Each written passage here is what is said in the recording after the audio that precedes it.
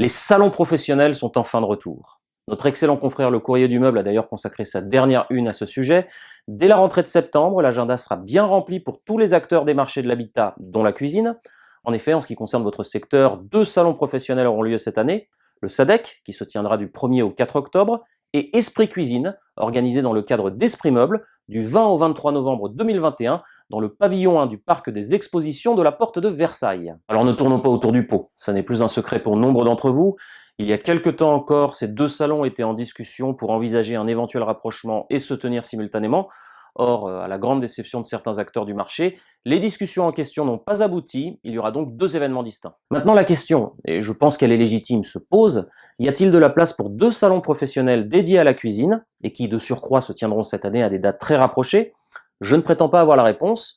Toutefois, si tous ou presque vous connaissez bien le SADEC, qui en est à sa 8e édition, Esprit Cuisine en revanche vous parle certainement un peu moins, et c'est normal, Il y avait eu un galop d'essai, si j'ose dire, lors de l'édition 2019 d'Esprit Meuble, mais Esprit Cuisine cette année, tel qu'il a été pensé et conçu par ses organisateurs, connaîtra sa véritable première édition. Aussi, pour essayer de répondre à cette question que nous nous posons, je crois que le mieux est encore d'essayer de comprendre pourquoi ce salon a vu le jour. Quels sont ses objectifs, ses ambitions?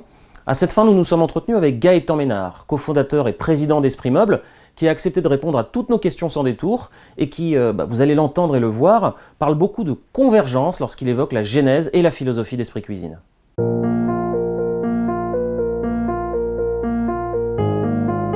Alors, on l'avait évoqué, Benji, il y a 2 ans, en 2019, on avait initié et acté cette volonté de réunir l'ensemble des métiers, en réalité parce que c'est une demande.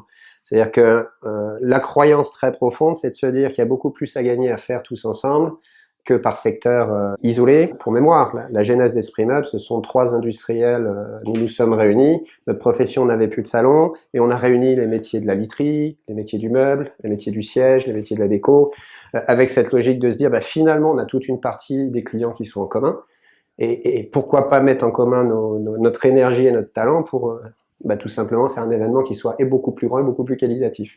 Donc en fait, on est toujours dans cette logique avec Esprit Cuisine, étant entendu, et tu le soulignais, la cuisine, c'est un quart du marché du meuble en France, qu'on a les mêmes syndicats professionnels, tu en es une parfaite illustration, on a la même presse professionnelle associée, et en toute logique, comme dans tous les autres pays européens, la logique d'avoir globalement un salon au sens large qui réunit ces métiers de la maison, puisque les distributeurs sont pour partie ou les mêmes, ou en devenir d'être les mêmes.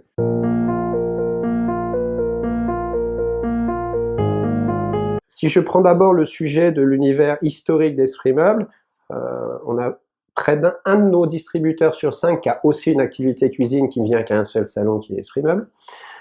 Ils ont une logique aujourd'hui immobilière notamment, mais on le vit tous sur les zones de chalandise, des distributeurs qui ont 1500 mètres carrés qui vont réduire et qui vont ouvrir un magasin de cuisine. Dans le même temps, on constate que les enseignes et distributeurs de cuisine ont des velléités importantes à globalement avoir une approche beaucoup plus maison. Enfin, certains ont changé de nom pour intégrer le mot home ou maison dans leur nom. Les spécialistes comprendront. On voit aujourd'hui globalement que on a un parcours client où on met le client au cœur du sujet et en réalité on doit être qu'à cette image-là, c'est le consommateur qui finalement fait le business. Aujourd'hui, quand j'ai fait une 3D en cuisine, je vais y intégrer la table, la chaise, et je vais aller tranquillement vers la partie living, entre parenthèses, que ce soit la compo télé, pourquoi pas demain le salon qui va avec. On voit qu'il y a un certain nombre d'enseignes, de marques qui vont sur cette logique-là. Et on l'a toujours dit depuis qu'on a créé Esprit Meuble en 2012, Esprit Meuble doit être le miroir du marché et être un facilitateur sur le marché. Donc voilà vraiment la logique de cette convergence où on a une croyance forte qu'on est juste plus forts tous ensemble et que ça développe le business de tous les acteurs, qu'ils soient cuisinistes indépendants, cuisinistes franchisés, marchands de meubles, spécialistes literie, il y a des convergences qui opèrent. Esprit Meuble en sera le lieu.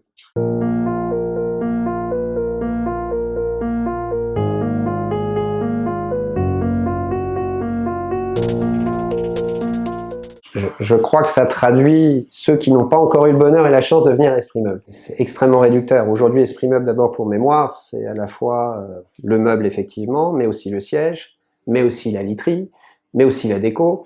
Et en l'occurrence, ces différents métiers ne fonctionnent pas tous pareil. Quand on a aujourd'hui des industriels comme Harmonie, Cucine qui décident de venir exclusivement à Esprit Cuisine, j'imagine que c'est aussi parce qu'ils ont une croyance forte comme beaucoup d'autres, a la capacité de rencontrer et les indépendants cuisinistes et tout l'écosystème globalement de la cuisine. Objectif d'Esprit Meuble au sens large, je crois que c'est toujours le même, c'est de développer le business. C'est pas un bon de commande entre les dents, ça va beaucoup plus loin que ça.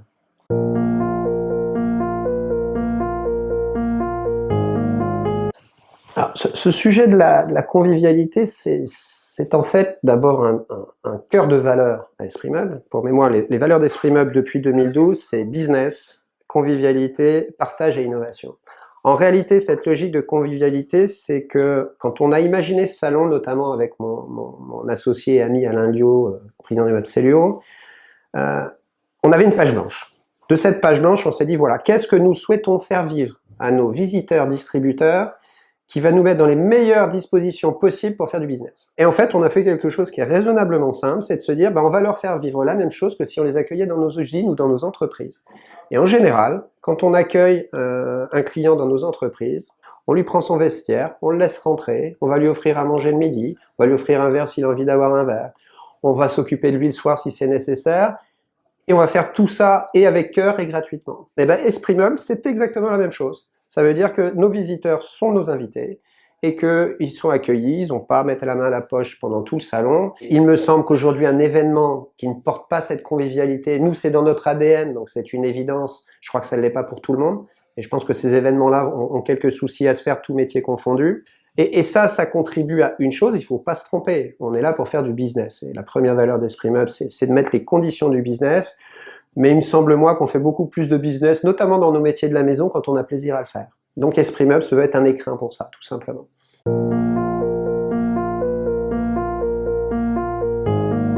L'expérience commence quand on rentre sur le salon. Donc à partir du moment où nos visiteurs rentrent sur le salon, ils doivent rentrer dans un univers qui soit et chaleureux et convivial. C'est pour ça que, au-delà d'accueillir nos visiteurs avec une entrée évidemment gratuite, dès le matin, on est à accueillir avec Alain, l'ensemble de nos visiteurs, avec des petites attentions, et là c'est même plus une question d'argent, c'est juste une question de culture et d'attention du bien recevoir, avec une petite brioche fraîche ou un jus d'orange.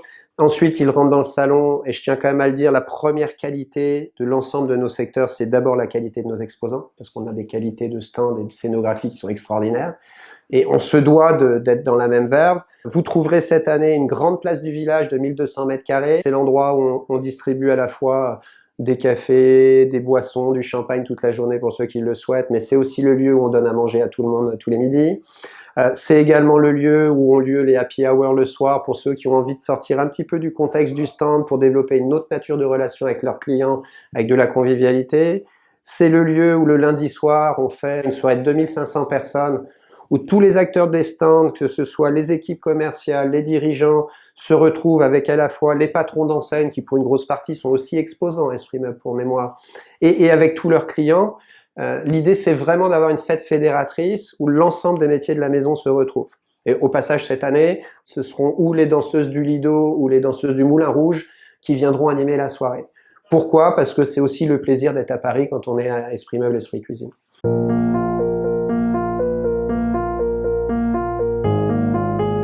Je crois que le vrai sujet, c'est à quoi est-ce qu'on croit.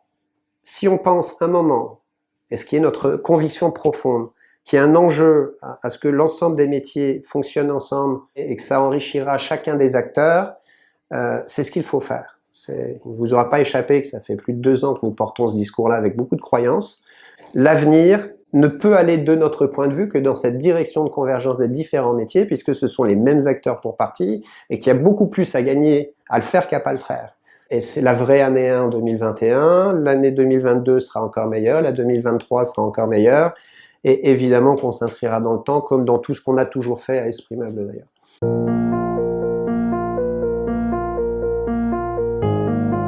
Tout ce qu'on est en train de faire, et c'est notamment vrai pour Esprit Cuisine et pas seulement, mais on est en train d'organiser avec beaucoup de réseaux de distribution qui organisent leur animation de réseau pendant le salon. Pourquoi? Parce qu'on met beaucoup de moyens à disposition et ça sert à ça. Et c'est-à-dire que quand j'ai des réseaux de grossistes qui n'ont pas réussi à faire leur réunion compte tenu de la situation Covid cette année, ils vont être ravis de se retrouver à Esprit Meuble. Dans le même temps, j'ai des enseignes nationales, de très grosses enseignes nationales qui décident de faire leur réunion de franchisés sur le salon en même temps. C'est-à-dire que indépendants, franchisés, l'idée c'est qu'à un moment, on a besoin de se retrouver et de vivre ensemble. Donc ça veut dire quoi? C'est-à-dire, je suis convaincu de ce sens du présentiel. Mais au-delà de ça, je crois aussi que cette période nous a fait prendre conscience qu'on a d'autres devoirs. Et Esprit Meuble, cet événement sur 4 jours, est en réalité à vocation aujourd'hui à être présent pendant ces 4 jours pour accueillir et mettre en énergie tout le monde, mais c'est aussi 365 jours d'activité pour nos exposants. 2021 sera bouclé quand on arrivera à Esprit Meuble, mais les enjeux maintenant, c'est comment je prépare 2022, probablement avec un contexte très différent, et quels vont être mes relais de croissance. Et il me semble que c'est le vrai défi que de venir à Esprit Meuble, Esprit Cuisine cette année.